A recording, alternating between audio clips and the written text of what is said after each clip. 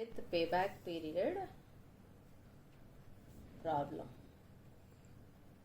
So what is payback period? Once again I am repeating. The investment that you made today, so from the future, during the year or the period which you receive it back is considered as payback. So today I am investing 1 lakh. Every year if I am getting cash inflows of 25,000 rupees, so 25,000 after 4 years it will be 1 lakh. So I am getting my investment 1 lakh back after 4 years. So payback period is 4 years. So after 4 years, whatever the inflow comes, that will be treated as profit. So lower the payback period, higher is the intensity to accept the project. Just see, let's see the problem. A firm is contemplating the following projects. It is considering 2 projects, project A and project B. Which one is better according to you? So as a financial manager, you have to make a decision between project A and project B. So year 0, 1, 2, 3, 4, 5. So keep in your mind, whenever we are saying year 0 indicates cash outflows, investment, the investment made during or upon the project. At 0 is considered as initial investment. So 0 year means investment. You have to consider it as investment. So both project A and project B are having same investments, 1 lakh and 1 lakh. So this is cash outflow. Next, from year 1 to year 5, cash inflows are provided. That is 25,000 rupees during first year, 24 second year, 23,000 rupees third year, and at the end of fourth year 20,000, and at the end of fifth year it is 15,000 for project A. And when it comes to project B, first year 35,000, second year 20,000, third year 24,000, fourth year 23,000, and fifth year 18,000 rupees respectively. The question is, calculate payback period, net present value, profitability index to evaluate the projects assuming a 10% discount rate. So the present value interest factor is 10%. Based upon the data given, we have to calculate payback period, net present value and profitability index. Let's start with calculation of payback period. So payback period, in order to calculate the payback period, see I have divided year, cash inflows, and we have to calculate the number of years. So I am taking cumulative cash inflows. So we have to calculate the cumulative cash inflows, and whichever year we will get 1 lakh back, so that year is considered as payback period. So for that reason we are going with cumulative cash inflows. So project A, 25 plus 24, 49 plus 23, 72 plus 20, 92,000 and plus 5, 15,000, it is 1 lakh 7,000 will be the cumulative. So here in certain case where you are not getting your investment back exactly, so here in the fourth year you were able to realize 92,000, whereas in the fifth year we are able to realize 1 lakh 7,000. Neither 92 is equals to 1 lakh nor 1 lakh 7,000 is equals to 1 lakh. This is less than and this is greater than. So what we are supposed to do is, so take 4 years. So 4 years it is 92,000. So payback period is equals to 4 years. In this 4 years we were able to realize 92,000 plus what is left for 1 lakh? 1 lakh minus 92,000 is 8,000.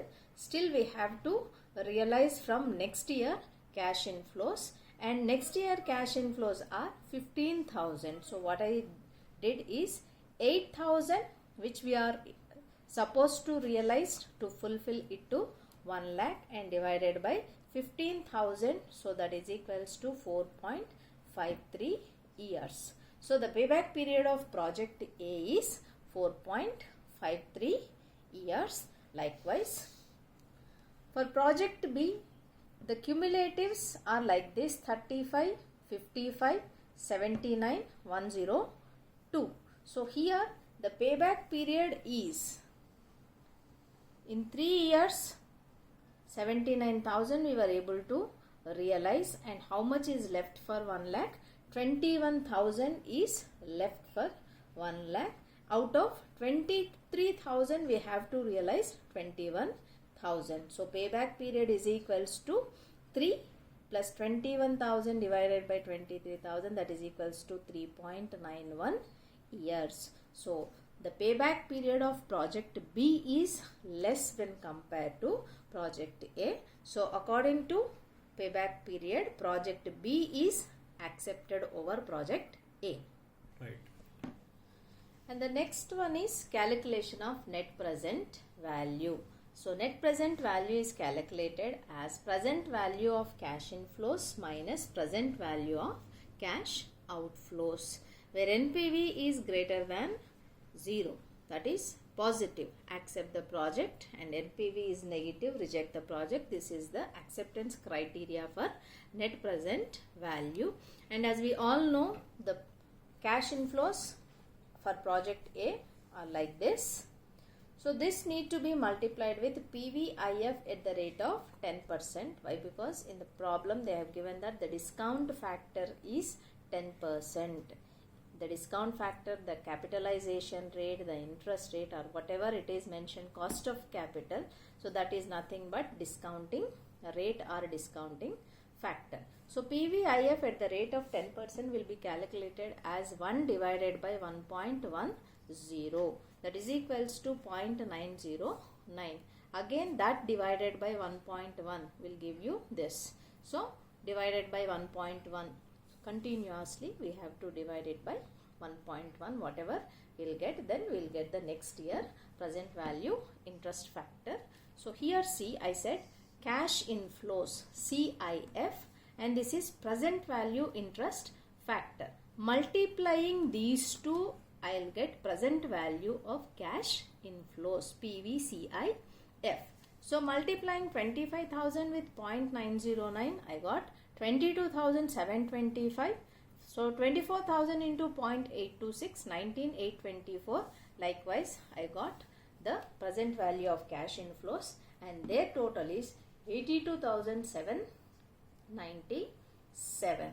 So I said net present value of project A is equals to present value of cash inflows for project A minus, so initially 0 year investment is 1 lakh according to our problem. So it is equals to minus 17,203. Okay. In the same way, project B, same present value interest factor at the rate of 10%. So already we have discussed the values. So cash inflows into PVIF factor, we'll get present value of cash inflows. So by totaling the present value of cash inflows, we got 93,246. So net present value of project B is equals to present value of cash inflows of B, project B, minus present value of cash outflow that has been given in the problem as 1 lakh. So 93,246 minus 1 lakh is equals to minus 6754, as net present value of both the projects is negative. So we have to reject both the projects. So when we consider the time value of money, both the projects has failed to the acceptance rule. And the next question is profitability index. So in the problem they asked to calculate profitability index. So profitability index is equals to present value of cash inflows divided by present value of cash outflows. So simple sense, benefits to cost.